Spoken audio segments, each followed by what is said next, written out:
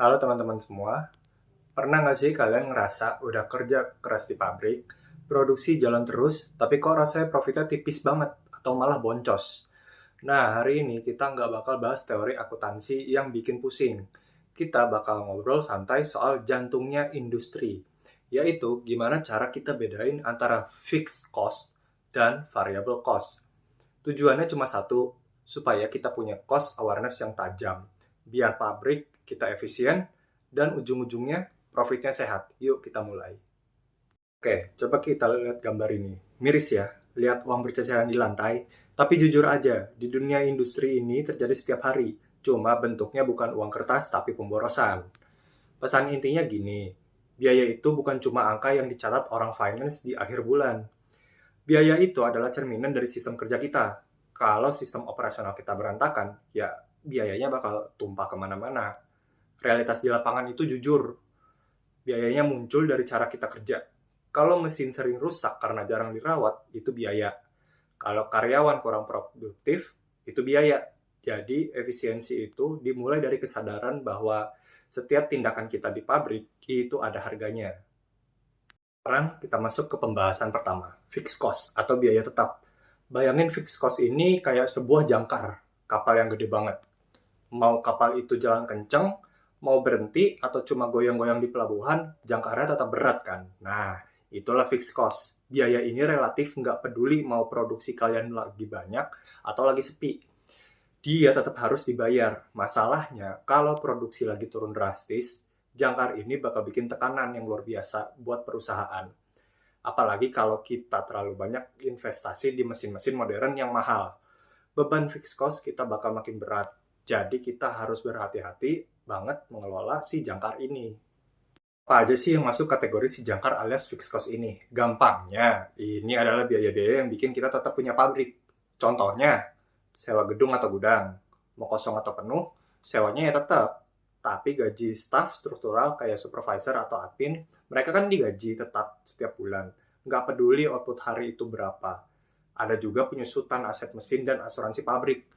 Semua ini adalah biaya yang menahan laju cash flow kita setiap bulan. Kita harus pastiin beban ini nggak lebih besar daripada kemampuan produksi kita. Kalau fixed cost itu jangkar, variable cost itu ibarat speedometer di mobil. Semakin kencang kita ngegas alias makin banyak produksi, maka angkanya makin naik. Variable cost ini biayanya yang geraknya sejalan sama jumlah produksi harian kita. Kalau mesin berhenti, biaya ini ikut berhenti atau minimal turun jauh. Tapi hati-hati, disinilah titik paling rawan terjadi pemborosan harian. Kenapa?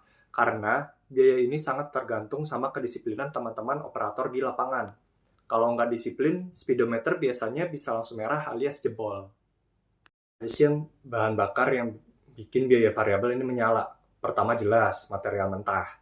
Makin banyak bikin barang, makin banyak butuh plat besi atau aluminium. Kedua, ada barang consumable kayak elektroda, las, pelumas, atau gas. Ketiga, energi.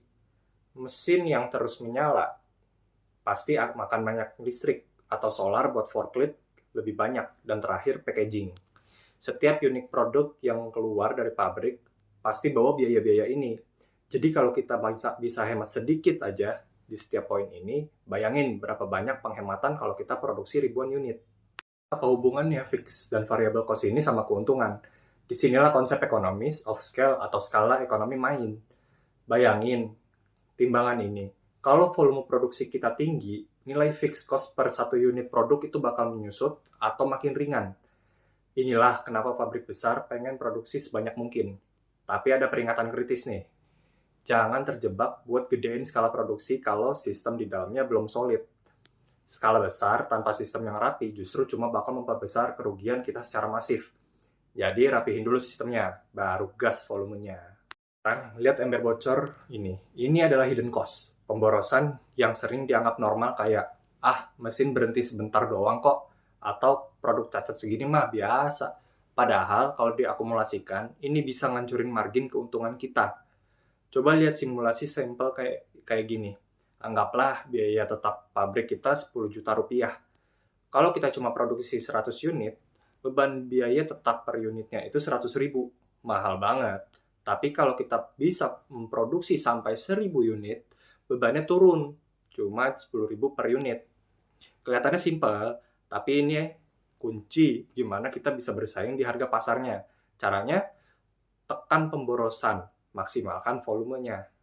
Akhir sebagai penutup, efisiensi ini bukan berarti kita pelit atau sekedar potong anggaran secara membabi buta. Efisiensi yang sehat itu adalah membangun sistem operasional yang sehat. Ingat, ini soal mandat bertahan hidup atau survival. Di industri yang makin kompetitif, budaya kerja yang buruk pasti bakal bikin biaya membengkak dan ujungnya perusahaan bisa mati. Jadi yuk kita mulai dari diri sendiri, punya pola pikir yang efisien adalah kunci utama kita semua untuk tetap bertahan dan sukses di dunia industri. Terima kasih banyak atas perhatiannya. Saya pamit undur diri.